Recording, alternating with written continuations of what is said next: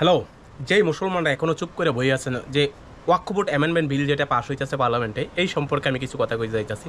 যারা এখনও এই সম্পর্কে কিছু জানে না তাদের উদ্দেশ্যে কিছু কথা। আপনারা ভিডিওটা একটু ভালো করে মন দিয়ে শোনেন আর একটু শেয়ার করেন। অবশ্যই শেয়ার করবেন যারা অন্য অন্য মুসলমান যারা আছে তারা বিষয়টা জানতে পারে। ওয়াকফ বোর্ড অ্যামেন্ডমেন্ট বিল যেটা সবচেয়ে ভারতবর্ষের ভিতরে যেটা উত্তাল, পার্লামেন্ট থেকে শুরু করে সব জায়গায় যেটা উত্তাল, যেটা গত পরশুদিনকে রাত্রেবেলা এই যে বিলটা পাস করছে লোকসভায় পাস হয়েছে। এখন দেবে এটা রাজ্যসভায়, লোকসভায় পাস করার পর রাজ্যসভায় পাস করার পর তারা সুপ্রিম কোর্টে যাবে। সুপ্রিম কোর্টে যায় সেটা মানে যেটা আইন পাস হবে, যেটা নির্ধারিত হবে, এটা পাস হয়ে গেলে এটা কার্যকরী হয়ে দেবো গা। এখনও রাজ্যসভার ভোটিং বাকি আছে। এবার মূল বিষয় হচ্ছে কিনা মুসলমানরা বিজেপিরা এইভাবে টার্গেট করতেছে কিনে মেইন হচ্ছে একটা জাতিকে যদি ধ্বংস করার উদ্দেশ্য থাকে সর্বপ্রথম তার কর্ম বাসস্থান চিহ্নিত হইব। আপনি মনে করেন একটা পরিবারকে বা একটা আপনার এলাকার কোনো একটা মানুষকে আপনি ধ্বংস করবেন, সর্বপ্রথম কী করতে হইব? তার কর্ম যেটা কইরা খায় এটারে ধ্বংস করতে হইব, আপনার কর্ম ব্যবস্থা ধ্বংস করতে হইব। আর হের যে বাসস্থান, যে থাকার উপায়, যে বাসস্থান সার্ভাইভ করতে যে জায়গায় দাঁড়ায় এসে হে প্রতিবাদ করবো, ওই জায়গাটারে ছিনাই নেওয়া হয়েছে একমাত্র মূল উদ্দেশ্য হের পরিবারকে নিঃস্ব করা দেওয়ার উদ্দেশ্য। এবার বিজেপি সরকার চাইতেছে কি তা ভারতবর্ষের ভিত্তে মুসলমানরা এইভাবে অত্যাচার করতো যাতে মুসলমানরা মানে হাতে মারতো না বাতে মারবো, এমনভাবে প্ল্যান করতেছে। মনে করুন ওয়াকফ বোর্ড অ্যামেন্ডমেন্ট বিল, অ্যাকচুয়ালি ওয়াকফ বোর্ড যে বোর্ডটা, এটা কি ওয়াকফ বোর্ডটা হয়েছে গিয়া মনে করেন যুগের যুগ, মানে মুসলমান তো কখনো ধর্মীয় যে একটিগুলাম বা কারিকুলাম যেগুলি আছে, ধর্মীয় যে আস্থানা মাদ্রাসা বা ইসলামিক শিক্ষা বা ইসলামিক যে মসজিদগুলি আছে, কখনো সরকার ফান্ড লাগে না বা সরকারের ফান্ড ছাড়া এগুলি চলে, ওয়াকফ বোর্ডের সম্পত্তি দিয়ে চলে। এর অর্থ হচ্ছে ওয়াকফ বোর্ড মানে মনে করেন আমি একজন মুসলমান, আমি আল্লাহর রাস্তায় কোনো কিছু দান করলাম, বা আমার জমি আছে মনে করেন 10 কানি জমি আছে, 10 কানিতে 1 কানি জমি আল্লাহর রাস্তায় দান করলাম। দান করার পরে ওইটা ওয়াকফ বোর্ড দেখাশোনা করবো, মানে এটা সারা জীবন ওয়াকফ বোর্ড, এটা সারা ভারতবর্ষে এটা ওয়াকফ বোর্ড দেখাশোনা করবো। দেখাশোনা কইরা সেটা এটার ভিতরে যদি কোনো বিজনেস করা হয় বা কোনো ধরনের ইন্ডাস্ট্রি যাই কিছু করুক, বেসিক্যালি এটা ওই যে ওয়াকফ বোর্ডের যে সম্পত্তিগুলি এটা ইউজ করা হয় অন বিহালফ অফ মানে মুসলমানদের ডেভেলপ করার জন্য, তাদের শিক্ষা ক্ষেত্রে, তাদের বাচ্চাদের শিক্ষার ক্ষেত্রে, তাদের ধর্মীয় অ্যাক্টিভিটি বা মাদ্রাসা, উন্নত মানের চিকিৎসা, এই ধরনের সেখানে শুধু মুসলমান সকল অংশের মানুষ সেখানে সুবিধা ভোগ করতে পারে। বাট এটা পরিচালনা করবো কেটা ওয়াকফ বোর্ড, মানে আমরা যে মুসলমানদের পার্সোনাল ল আছে ওয়াকফ বোর্ডের এটা পরিচালনা করবো। কিন্তু বর্তমান বিজেপি সরকার চাইতেছে কিনা ওয়াকফ বোর্ডের সম্পত্তি তো যারা আগের মুসলমানরা আসলো, মনে করেন আপনার বাপ দাদারা একটা মসজিদের নামে, একটা এক্সাম্পল, একটা মসজিদের নামে একটা জায়গা দান করে গেছে, কিন্তু এটা সরকার পরিচালনা করবো। দেখেন ব্যক্তিগতার তখন আমরা লড়ি যখন নিজের গাড়ে চাপে। মনে করেন এখন বাংলাদেশের বহু হিন্দু আইতাছে ত্রিপুরা রাজ্যে আইসে, তারা স্থায়ীভাবে বাসস্থান হইতাছে, তারা আমরা কিছু কই না।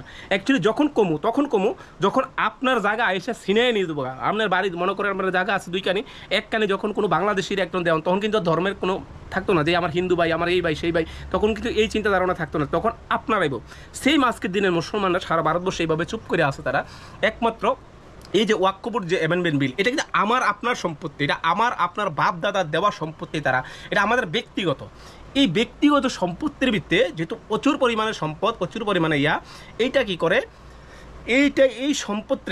এই সম্পত্তি সরকার, বিজেপি সরকার খাইয়া সেরা সরকারের যে কর্মচারী আছে যারা আছে এই সম্পত্তি ছিনাই নিয়ে সেটা মুসলমানদের নিঃস্ব করার, মুসলমান ধর্মকে টার্গেট করার মূল উদ্দেশ্য সেটা। যারা চুপ করে এখনও আসেন, এটা নিয়ে প্রতিবাদ করেন না, এখনও সময় আছে। যদি এই অ্যামেন্ডমেন্ট বিল আপনি প্রথমেই কুচি দিয়ে একটা মানুষকে যদি আপনি নিঃস্ব করতে চান, একটা পরিবারকে যদি ধ্বংস করতে চান, সর্বপ্রথম দরকার তার কর্মসংস্থান যেটা আছে, মানে যেটা করে হ্যাঁ রুজি রোজগার করে এইটারে ধ্বংস করা। দ্বিতীয় হচ্ছে হ্যাঁ যে জায়গায় বসবাস করে বাসস্থানরে ধ্বংস করে। এই দুইটা হচ্ছে তার মূল উদ্দেশ্য। এই দুইটা যদি আপনাদের ছিনাই নিতে পারে তাহলে আপনি নিশ্চয় হবেন। আপনার হাতে মারতে হলে মারা লাগতো না, বাতেও মারা লাগতো না, কোনো কিছু করা লাগতো না, অটোমেটিক আপনি নিশ্চয় হয়ে যাবেন গা, এটা নিশ্চিত, এটা সবাই জানেন। এবার ওয়াকফ বোর্ডের সম্পত্তিগুলো এসে তারা তো মাথা গরম কিনে। অ্যাকচুয়ালি দেখেন কিছুদিন আগে হিজাব সংক্রান্ত একটা বিষয় আছে, এটা মুসলমানের পার্সোনাল ল। মুসলমানদের মা বোনরা তারা হিজাব পরবো না পরবো, তাদের 4 বিবাহ করবো না করবো, তাদের সম্পূর্ণ ব্যক্তিগত ম্যাটার। যখন মুসলমানদের হয় তাইলে এত তাদের মুসলমানদের যদি মানবাধিকার লঙ্ঘন হইতেছে, তাদের অধিকার লঙ্ঘন হইতেছে, তারা এই লঙ্ঘন হইতেছে সেই লঙ্ঘন হইতেছে, মুসলমানের প্রতি এত সহানুভূতি থাকলে মুসলমান প্রতিনিয়ত মব লিঞ্চিং হইতেছে, লাভ জেহাদের নামে মারতেছে বিভিন্নভাবে, মানে বিভিন্ন জায়গায় প্রতিদিন কোথাও না কোথাও গো হত্যার নামে মারতেছে, এভাবে মারতেছে। মুসলমানের প্রতি কীভাবে সহানুভূতি? অ্যাকচুয়ালি এটা একটা এজেন্ডা করতেছে বিজেপি সরকার। আপনার ভারতবর্ষের ইতিহাস দেখেন, ভারতবর্ষের ইতিহাস প্রায় 700 থেকে 1200 বৎসর মুসলমানরা রাজত্ব করছে এই পৃথিবীতে। এই ভারতবর্ষের মাটি প্রায় 700 থেকে 1200 বৎসর মুসলমানরা রাজত্ব করছে। যদি তারা চাইতো ওই সময় যদি চাইতো, তাহলে অন্য অধর্মীরা যারা আছে, বিধর্মীরা যারা আছে বা অধর্মীরা যারা আছে তারা কিন্তু নিঃস্ব থাকতো না যখন রাজ আমল আসলো। আর রাজ আমল আর গণতান্ত্রিকের ভিতরে অনেকটাই পার্থক্য আছে। রাজ আমল হচ্ছে রাজার যেটা সিদ্ধান্ত এটাই চূড়ান্ত সিদ্ধান্ত, প্রজার কোনো সিদ্ধান্ত নাই।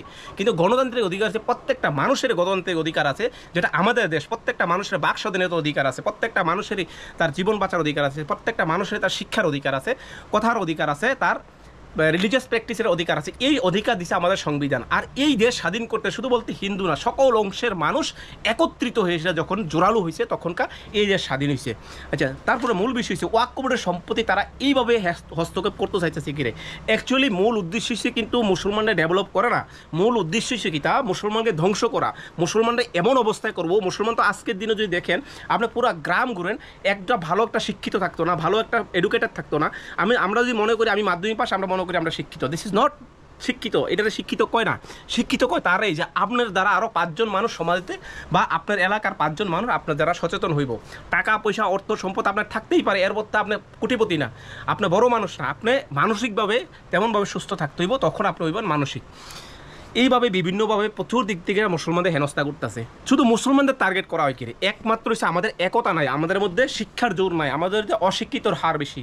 আমাদের যদি শিক্ষা থাকতো, বড় বড় উচ্চপদাধিকারী থাকতো, উচ্চ পদাধিকারী থাকতো, ভালো শিক্ষিত হায়ার এডুকেটেড থাকতো, তাহলে আজকের দিনে প্রটেস্ট করার জন্য থাকতো। আর যখন তারা কোনো একটা এলাকা দেখেন, আমরা বিশেষ করে আমি এটা লক্ষ্য করি, কোনো মুসলমান যে সংখ্যা গরিষ্ঠ এলাকা, যে এলাকায় মুসলমানদের সংখ্যা বেশি থাকে, এই এলাকায় একজন শিক্ষিত যদি হয়, হে যদি পড়াশোনা করে, হেরে কটূক্তি করে, হে কী করবো, হে গোড়ার ঘাস কাটে, মানে ওই ছাগলের চোরা, এই করা সেই করা, পড়াশোনা করে কী হচ্ছে, এইভাবে মাঝে মন্তব্য করবো। অ্যাকচুয়ালি এমন না।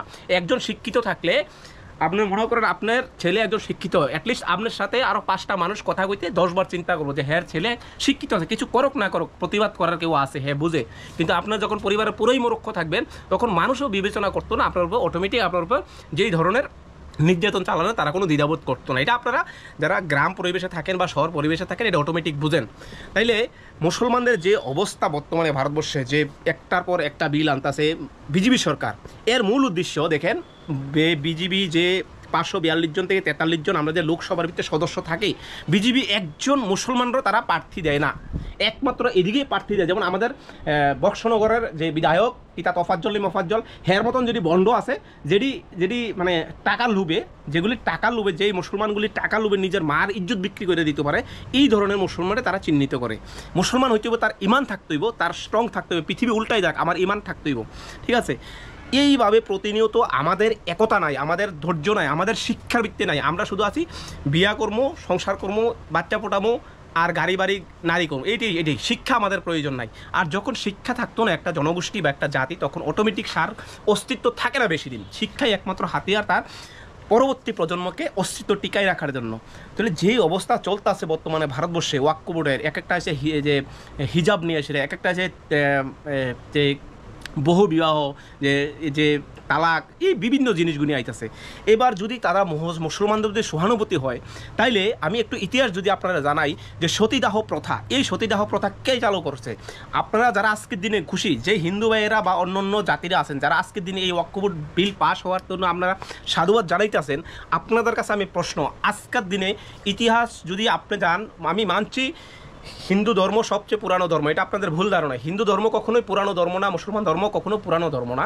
অ্যাকচুয়ালি হিন্দু ধর্ম না, তখন মানব জাতি যখন যাযাবরের মতন জীবনযাপন করতো, মানুষ এক স্থান থেকে অন্য স্থানে যাইতো, খাদ্যের সন্ধানে যাইতো, তখন কিন্তু তারা নদীর পাড়ে বসবাস করতো। তারা জীবন জীবিকা বাঁচতে গিয়ে এসে যখন মানুষ হান্টার করে খাইতো বা বিভিন্ন জীব জন্তু বা গাছের জঙ্গলের আবে যাবে খাইতো থাকা, তারা যখন রাত্রেবেলা হইতো, তখন রাত্রেবেলা হলে কী করতো, তারা রাত্রেবেলা ঘুমাই যেত গা, সকালবেলা যখন সূর্যের আলো ওঠে তখন তারা দিনের আলোতে শিকারি করতে পারি, তখন দিনের আলোতে সূর্যের ওইটা প্রণাম করতো।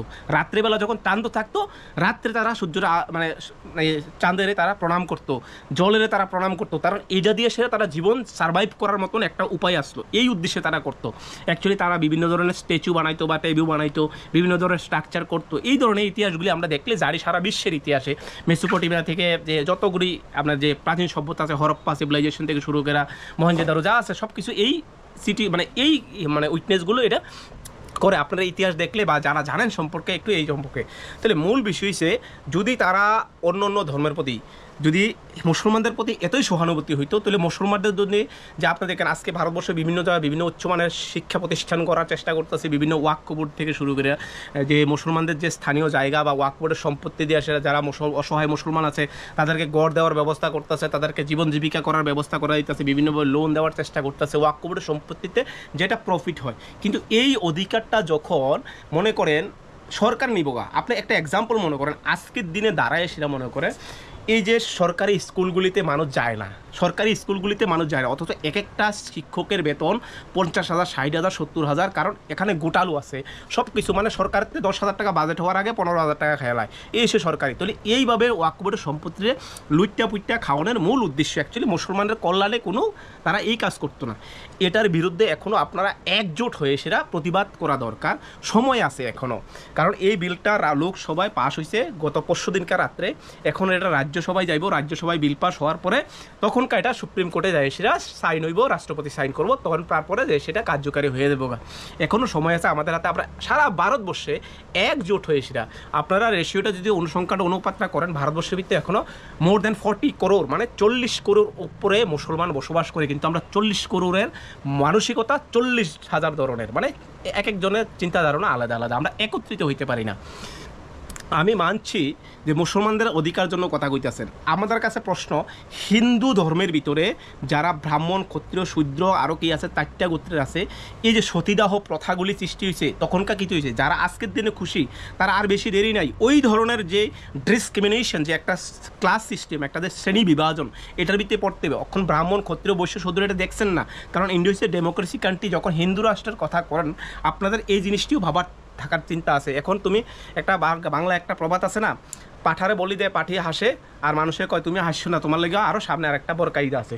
এই যে অবস্থা, যারা খুশি হইতেছেন, যারা হিন্দু ভাইরা খুশি হইতেছ, খুবই নিন্দনীয় বিষয়টা। আপনারা খুশি হইতেছেন আজকের দিনও দাঁড়ায় সেটা হিন্দু ধর্ম সবচেয়ে আগের ধর্ম, আজকের দিনও দাঁড়ায় যারা ক্ষত্রিয় আছে, যারা শূদ্র আছে, যারা নিম্নবর্ণের আছে, তারা আজকের দিনও পূজার মণ্ডপ হইতে পারে না, পূজারি হইতে পারে না, উচ্চ শ্রেণীর মানুষের বিয়ে করতে পারে না, উচ্চ শ্রেণীর সাথে একসাথে বইয়ে খাইতে পারে না।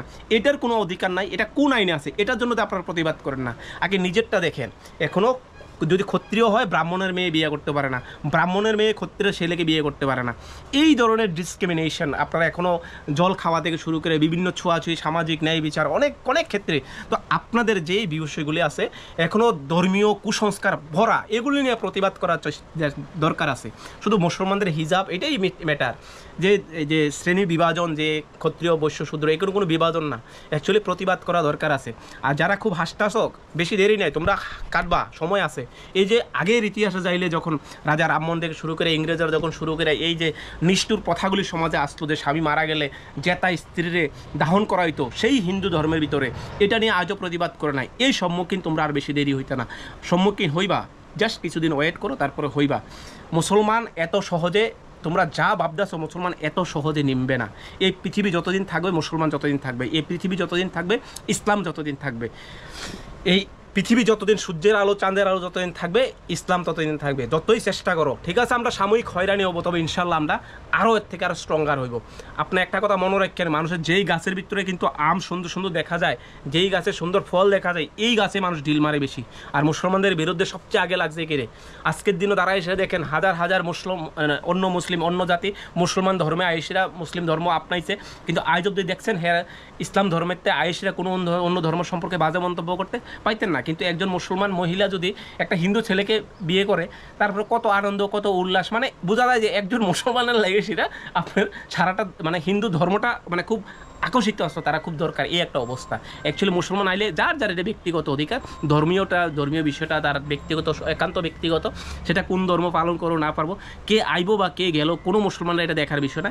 এখন যদি আমার ঘরের যদি আমার ছেলেও যদি অন্য ধর্মে যায়, সেটা আমার কোনো বিষয় না, এটা কমপ্লিট। ইসলাম কখনো কোনো পার্সোনালি না। ইসলাম আল্লাহ নবী কী কইছে জানেন? আল্লাহ নবী হযরত সাল্লাল্লাহু আলাইহি সাল্লাম কী কইছে? তুমি আল্লাহর কথা মানো, আমাকে স্মরণ করো, মানে আমার যে রাস্তায় চলি তুমি আমাকে স্মরণ করতে, মানে মহান একজন নবী, যেই নবীর কারণে আমরা এই পৃথিবীতে এত সুন্দরভাবে আছে, যেই নবীর সুপারিশে আমরা এখনও মুক্ত বাতাস নিতেছি এই পৃথিবীর বুকে, সেই নবী কইছে যে তুমি আমারে ফলো করো না, মানে আমারে ফলো করো, তবে আল্লাহর কথা মানো, আল্লাহর কথা ওয়াদা মানো, আমারে মানানোর কথা না করছে। স্বয়ং যদি আল্লাহর বন্ধু হযরত মুহাম্মদ সাল্লাল্লাহু আলাইহি ওয়াসাল্লাম যে আমাদেরকে এই কথা কয়ে থাকে, তাহলে আমি আর আপনাকে বাকিটা কথা আর সকল মুসলমানদের কাছে অনুরোধ, এই ভিডিওটা প্রচুর পরিমাণে শেয়ার করেন আর ভিডিওটা শেষ অবধি দেখার অনুরোধ রইল।